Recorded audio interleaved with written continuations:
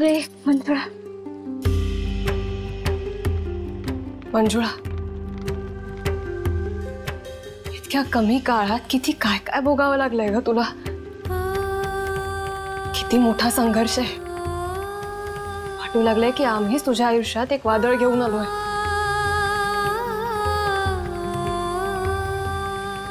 असं म्हणू नका राणीचा। अगं तुमच्यामुळे माझ्या आयुष्याचे नाव किनाऱ्याला लागले, नाहीतर काय होतं आयुष्यात। रोज दारू पिऊन बडिवणारा माझा धनी पराक्रमाचा यळकट करून गेला। अजून काय पाहिजे राणी साहेब? तुम्ही एवढ्या पुरींना वाचवलं, त्यात माझ्या धन्याचा भिखारीचा वाटा आहे। आज मला माझ्या डोरल्याचा अभिमान वाटला बघा। स्वराज्यासाठी मरण पत्कारलं माझ्या धन्यानं। रोज कुत्र्यासारखं जगणारा आज वाघासारखं लढून गेला। हे भाग्य मला तुमच्यामुळेच लाभलं बघा राणी साहेब।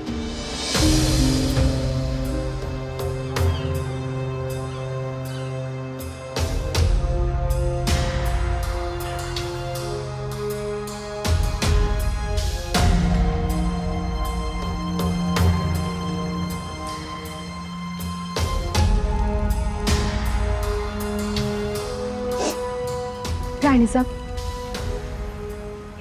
ही ताराबी तुमची छबी होणार बघा आता। स्वराज्यासाठी हातात तलवार घेणार।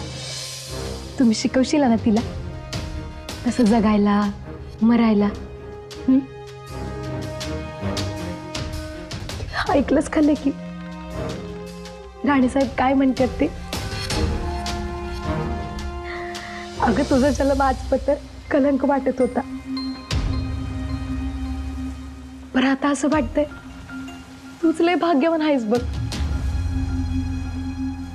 अगं प्रत्यक्षात स्वराज्याच्या राणी साहेबात तुझ्याबद्दल केवढा जिव्हाळा।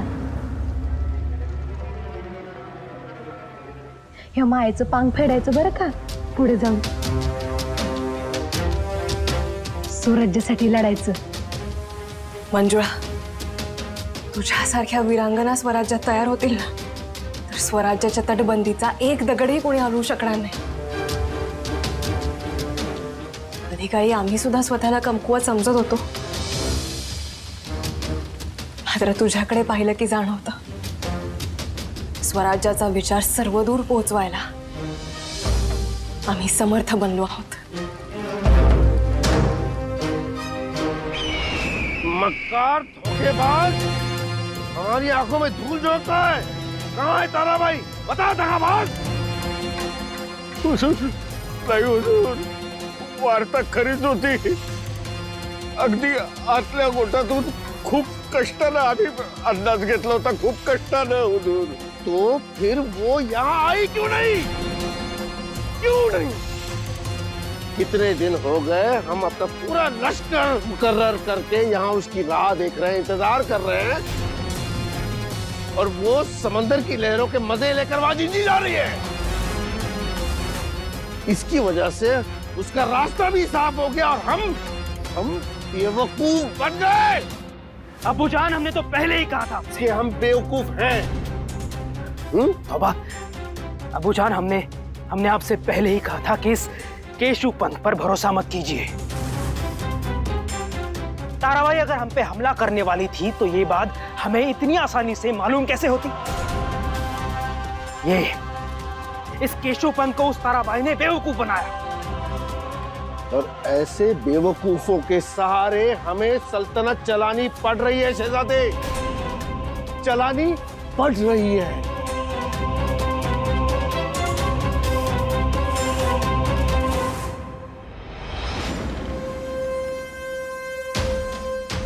राणी साहब, याद केले सर? होय रायाजी, कासिम खानाच्या जाचातून त्या पोरींना सोडवलं, त्यांना सुखरूप घरी पोचवावं। होय, पर राणी साहब काय झालं? मोहर करीना लय अवघड आहे बघा राणी साहब। दुश्मनाच्या गोट्यातून आलेल्या पोरींच्याकडे हे समाज कुठल्या नजरेनं बघणार? त्यांच्या जीवनाला कसा काय थारा मिळणार? राणीसाहेब, रावणाच्या कैदेतून सुटून आलेल्या सीतेवर बी संशय घेणारा समाज आहे ह्यो. आणि या पोरी तर समजलं. गुन्हे पुरुषांनी केले तरी दोष बाईच्याच माथी. रायाजी, पुढे सुरक्षित किनारा पाहून त्या पोरींना उतरवा आणि त्यांना तिथून त्यांच्या घरी सुखरूप घेऊन जा.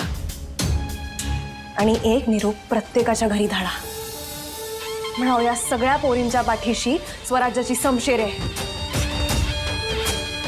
वाकड्या नजरेने कोणीही त्यांच्याकडे पाहण्याची हिंमत करू नये. आम्ही पुढे आमचा जिंजीचा प्रवास मुकर्रर करू.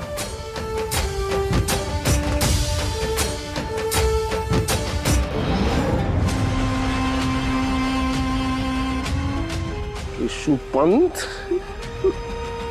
बोल, क्या करे तेरा केशुपंत? माफी माफी हुजूर. तुझे तो हम आला हजरत, क्या है? खबर है कि हबशी तस्करों के खंड में ताराबाई ने हमला किया. हमारे गुलाम बाजार में लाने वाली सभी लड़कियों को छुड़ा ले गए. और तो और हबशी कासिम खान भी मारे गए. अल्लाह, क्या कर रही है तू ताराबाई? क्या कर रही है तू?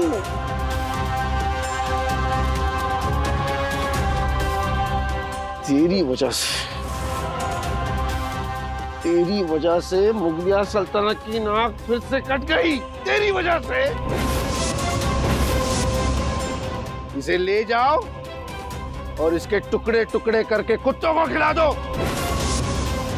ले जाओ इसे. हुजूर, रहम हुजूर, माफी हुजूर, हुजूर रहम, रहम हुजूर, रहम हुजूर, माफी हुजूर, रहम, माफी माफी एकदम.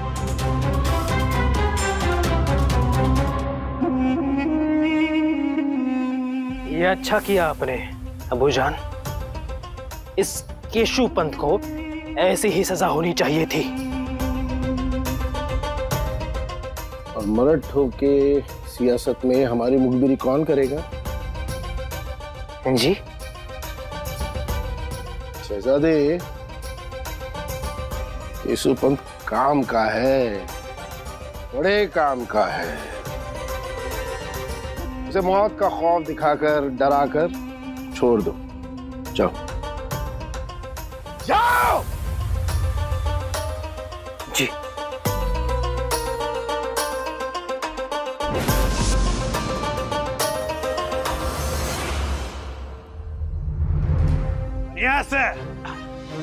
समजा खेळ मोठीच आहे. ज्याची मूठ मजबूत त्याचा घाव मजबूत आणि पवित्र बी पक्का पाहिजे. संताजीराव,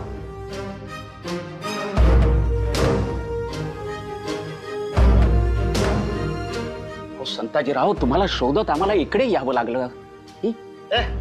जावा तुम्ही सराव करा. बोला शंकराज.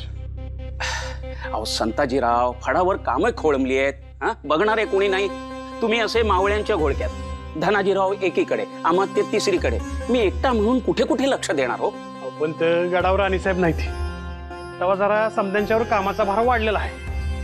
भार वाढला म्हणल्यावर सगळ्यांची जरा त्रेदा उडणारच नव. मान्य आहे तुमचं म्हणणं. बरं संताजीराव, राणी साहेबांची काही वार्ता जिंजीस पोचल्या का सुखरूप? नाही शंकराज, अजून त्या पोचलेल्या नाहीत. म्हणजे तशी काही खबर बी अजून आलेली नाही. पण संताजीराव, जिंजीस पोचावयास इतका अवधी लागतो का? काही संकट आले नसले तर मिळवले. शंकराजी, तुम्ही काय बी काळजी करू नका. राणीसाहेब खमके आहे ती. त्यांच्या बी संकटाला पूर्ण उरतेल बघा.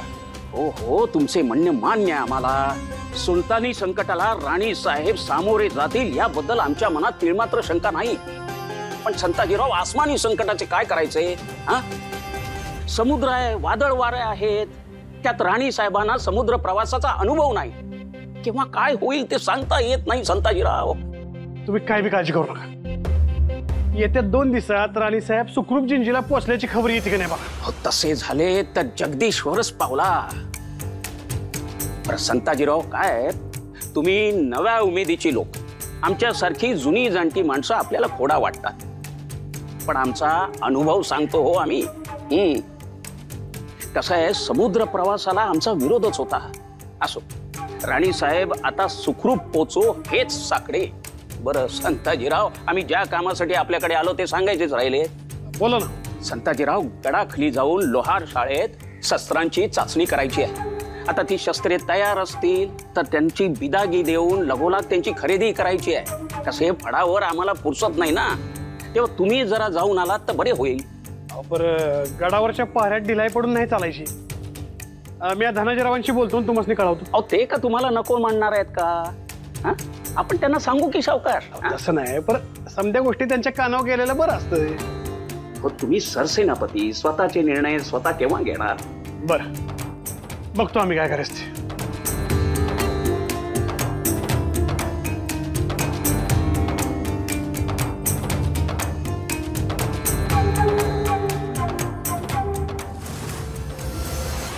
आई,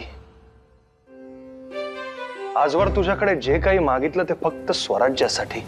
आमच्या मनात संकल्पाची बीज रुजावीत आणि तू भरभरून तुझ्या आशीर्वादाचं खत पाणी त्या बीजांना घालावं. आमची जोळी तू सदैव भरलेली ठेवलीस आई. पण आई, सध्या कली बहुत मातलाय आणि अशा काळात तुझ्याच रूपाचा अंश बनू, तुझ्याच उमेदीनं त्या उन्मत्त महिषासुराला जमिनीत गाडण्यासाठी तारा राणी साहेब एकाकी झुंजतायत. पण आई, वादळात लोटलेली नाव किती काळ वादळाशी झुंजत राहणार? तिलाही किनारा हवाच ना गाई. तोच किनारा शोधत ती नाव इकडे यायला निघाली. मात्र वादळाने काही तिची पाठ सोडली नाही. आई, कुठे असतील आमच्या तारा? सुखरूप असतील ना ग त्या? आई, आजपर्यंत तुझ्या मायेची पाखर त्यांच्यावर अखंड आहे. अशीच पुढेही राहू दे.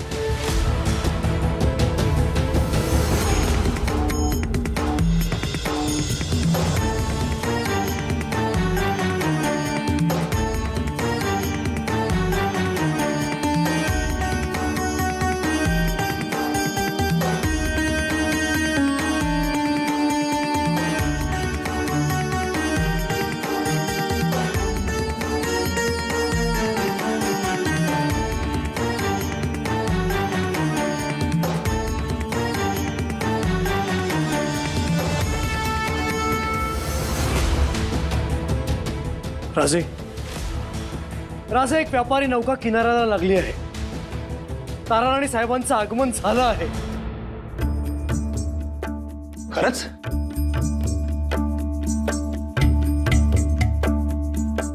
राणी साहेबांच्या स्वागताची जय्यत तयारी करावी. चलावं. राणी साहेब, तारा राणी साहेब आल्यात. चलावं.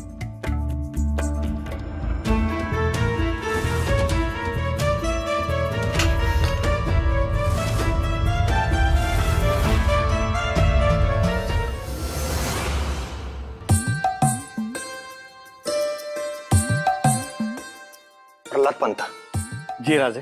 राणी साहेबांना बोलवून आणा. थोरल्या राणी साहेबांचं स्वागत त्याने अगत्याने करायला हवं. पण राजे, प्रल्हाद पंत, स्वागताच्या कमानी समोर कुठलाही पण नको. आता दिलेल्या आज्ञेची तामिली व्हावी. राजे, ठीक आहे, पण आम्ही हे सांगू इच्छित होतो की राणी साहेबांना मुद्दामून बोलून घ्यायची गरज नाहीये. प्रल्हाद पंत. अहो राजे, आम्ही म्हणत होतो न बोलावता त्या स्वतःहून आल्या आहेत. पाहावं तरी.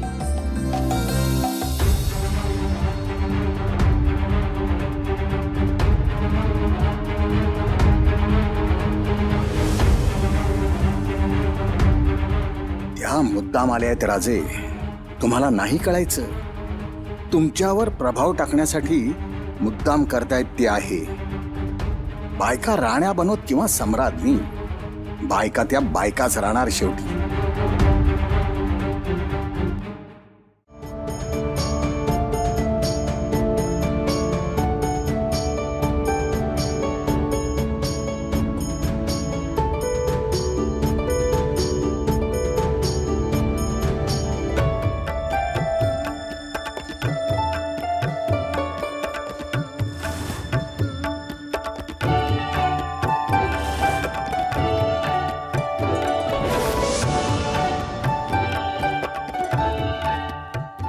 राणीसाहेब,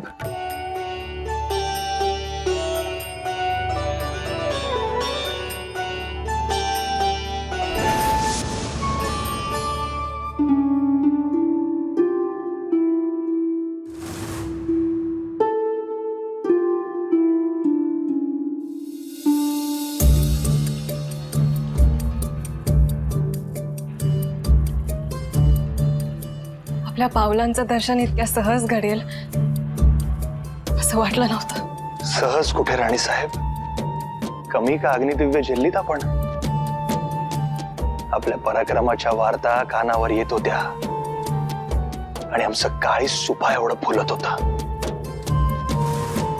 राणीसाहेब, आपलं नुसतं नाव जरी घेतलं तरी मराठी मुलखाचं छातवान अभिमानानं फुलून येतं. राणीसाहेब, आपण तिथे थोर पराक्रम करत होतात आणि आम्ही मात्र इथे आपल्यापासून वेगळं राहून काही एक बोलू नये. आम्ही आणि आपल्यापासून वेगळ्या. ज्या दिवशी सूर्यापासून प्रकाश वेगळा होईल त्या दिवशी तारापासून राजे वेगळे होतील, अन्यथा नाही.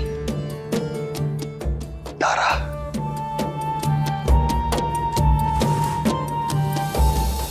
ही जखम? पराक्रमी वीरांच्या याच जखमा त्यांची आभूषणं असतात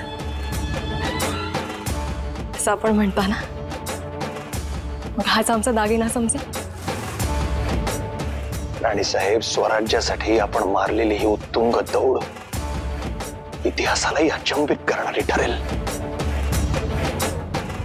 आपण फक्त दिल्लीपती शह दिला नाहीत, तर जुल्फिकार खानानं घातलेल्या अजगरासम वेढ्यास बगल देऊन इथवर पोचलात. राणीसाहेब, आज आपल्या येण्याने जिंजीच्या तख्तास पूर्णत्व लाभलंय. चलावा, आपल्या स्वागताची जय्यत तयारी झाली आहे. धाकल्या राणीसाहेब, नाही म्हणजे माफ करा, पण आता दौलतीच्या थोरल्या राणीसाहेब आल्या आहेत. बघा बघा, राजे त्यांना केवढी प्रतिष्ठा देत आहेत. आणि खरं सांगू का, थोरल्या राणीसाहेब रणमर्दानी आहेत, हे विसरू नका. असू देत ना, पण त्यांचा पराक्रम तो तिथे मैदानावर, संसाराच्या सारीपटावर नाही. अरे वा, बरीच माहिती काढलेली दिसते. दौलतीची तिजोरी समर्थपणे सांभाळायची तर सगळ्या चाव्या हातात असाव्या लागतात प्रल्हाद पंत. बघू ही योद्धा माझ्याशी युद्ध जिंकते का ती.